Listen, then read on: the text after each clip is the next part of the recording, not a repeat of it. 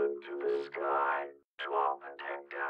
I'll give her a free knowledge in the God of our fathers. But what if I told you that knowledge actually came with a price? The blood of our ancestors. That is we who protect the traveler, not it us. That the traveler, no matter how intelligent, how powerful, or how superior it is to us, it is not the God. What if the traveler is not what our ancestors say it is? What if the lost prophet Bel's words rang true, and that truth is why he was removed from the tower?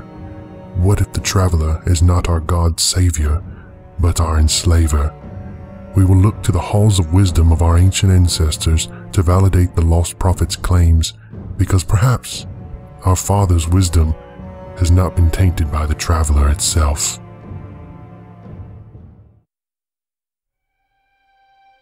Over the years, our guardians have scoured the wastelands of our fallen world in search of any means to reclaim our prosperity.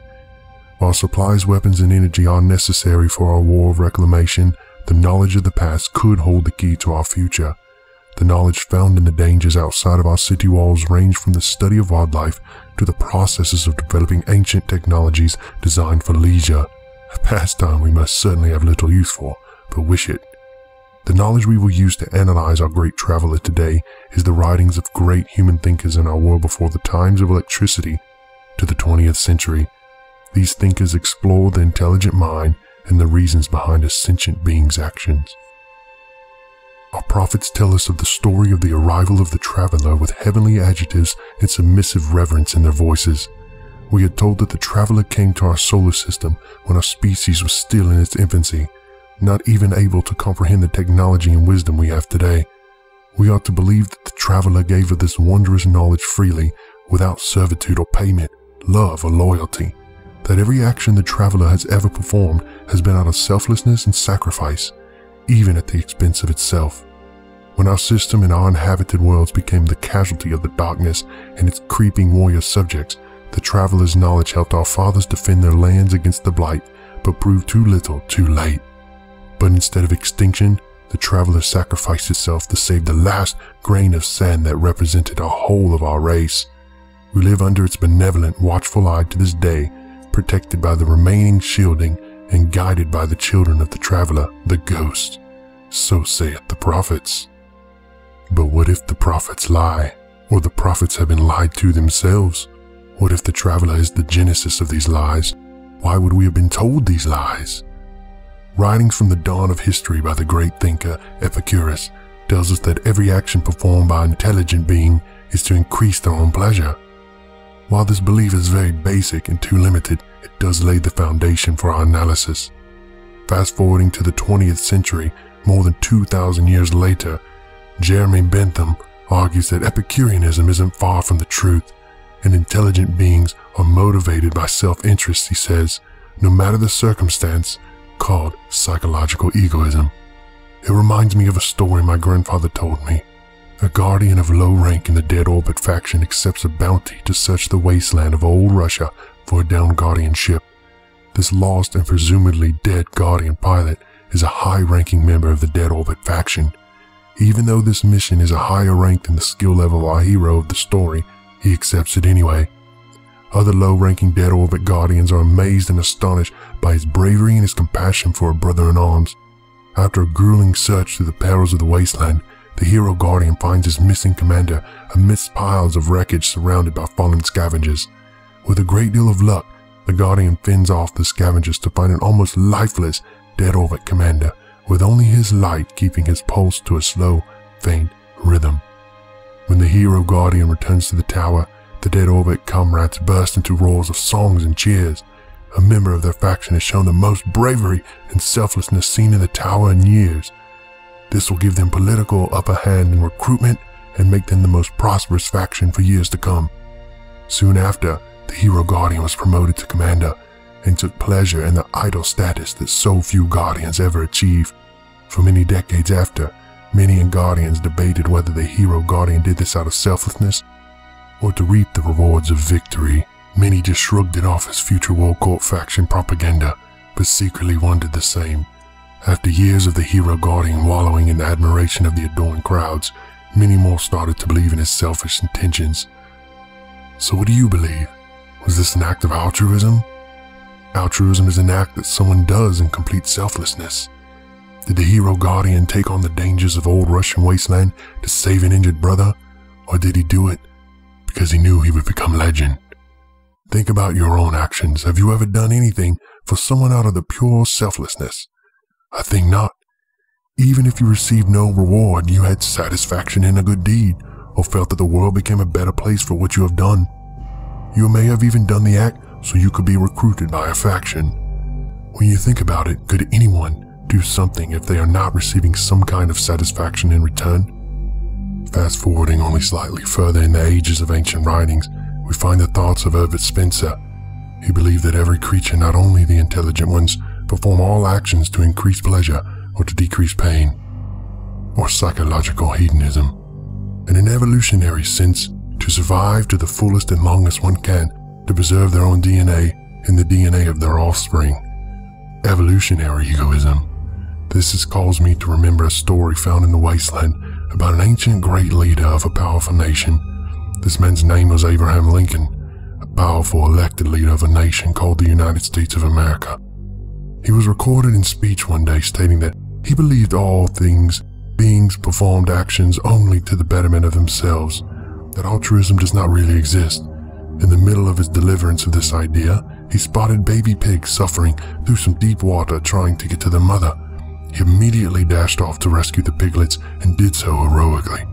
One of his companions abruptly stated, "So, you are saying that act of daring rescue of piglets was not out of altruism? What have you to gain by saving them?" Lincoln calmly stated, "If I wouldn't have saved them, I would have felt so terrible for the piglets and their helpless mother that I would have been sick with grief for many a sleepless nights." I see it in your eyes. What does this have to do with the traveler? We are alive today because of the sacrifice it made. Think about what I just told you. Whatever good or compassionate thing has happened, there's always a hidden motive lurking behind the shadows. Now, that could not necessarily be a horrible thing. I've read of a woman. I believe she was called Mother Teresa by the people of her time. She devoted her entire life to the choice of poverty and the caretaking of the impoverished. How is that not altruistic, you ask? Well, she was a monumental figure in a major world religion at the time. She followed her religion's highest standards to please the God she served and to attain the blessings of an afterlife. Again, I see in your face, you say, well, the traveler did all of this for us because it makes it happy to take care of us. If that is the case, then yes, even if altruism does not exist, the benefits of the traveler's actions outweigh the notion that it had some selfish intentions. For what if that is not the whole story? I could explain what a controversial 20th century writer Sigmund Freud would say next, but I'm afraid his elaborate ramblings will force your mind to seek an escape and you'll leave me for the Starship hangar to watch for new paint jobs. So I will skip his lecturings and tell you the truth that has been hidden for hundreds of years. If altruism is a figment of our warrior cultural imagination, and let's just say for one moment that the traveler did not teach us the language of the stars and sacrifice itself just for our salvation, to what ends did the traveler reach out to us? The darkness. Only stories from the prophets guide our thinking of it. It was an attack from the void that brought this new species to our solar system in search of the traveler and its destruction. Problem was, we were in the way. Our entire species was almost wiped out by this war with the darkness and its subservient species. But could this all have been avoided? Here's my theory, and one that will probably get me removed from the house of the prophets. The traveler knew of this enemy. Even the prophets tell us that the darkness is an ancient enemy of the traveler. What if the traveler came to our system not to teach and uplift us, but to train and prepare us for future invasion? Yes, my children, the traveler knew that the war with the darkness was inevitable. We were pawns to be used in its crucible match with the darkness. The technology that gave us advanced science and long lives? What better way for us to be weapons against an intergalactic enemy? The traveler is but one. It needed an army because it knew the war with the darkness was still raging. What's even scarier than our betrayal is that this has happened before. This ancient war with the darkness has been going on for millennia. The warlike species that follow the darkness to our solar system and wage war on us, I believe, are the previous civilizations that the traveler visited. These civilizations probably thought the same as us. Why is this great technological being helping us? It must be some god to be so benevolent, since it is giving us prosperity from its knowledge. But soon those civilizations were poured into war with the darkness as well. They figured out that they were the wall, the living barrier to be slaughtered and massacred so the traveler could live to enslave another civilization, another day. So they travel the universe in search of the traveler to exact their revenge. You say, but the traveler sacrificed itself to save us from the darkness. Or does it look sacrificed? It still looms above our last city, shielding the city from harm, while our guardians shield the traveler from harm. It is most likely repairing itself, or more likely, using the ghosts to influence us to repair it. The traveler is motivated by self-interest just like other beings. Its quest to decrease pain and increase pleasure, its desire to survive has led it to many galaxies and has led to destruction of many civilizations. I'll leave you with one warning. When you wake up that day to find that our civilization now knows what you do now because of my writings, do not do what the other species did in their endless quest for revenge. Let the traveler take his war to some other system or galaxy. Stay here in ours and forget these hundreds of years ever happened. Let God and the devil fight their own war, if that is what they are. The biggest question is which one is God and which one is the devil. But that is a story for another time.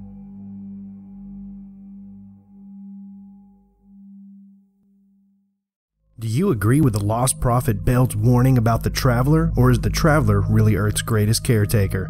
Let me know in the comments below, and we as a community can tackle this Destiny mystery. Thanks, GameTrafficker Nation. If you like where this series is going and want more Destiny stories, like and comment below. And if you're not part of our nation yet, hit the subscribe button to join a great gaming community. See ya!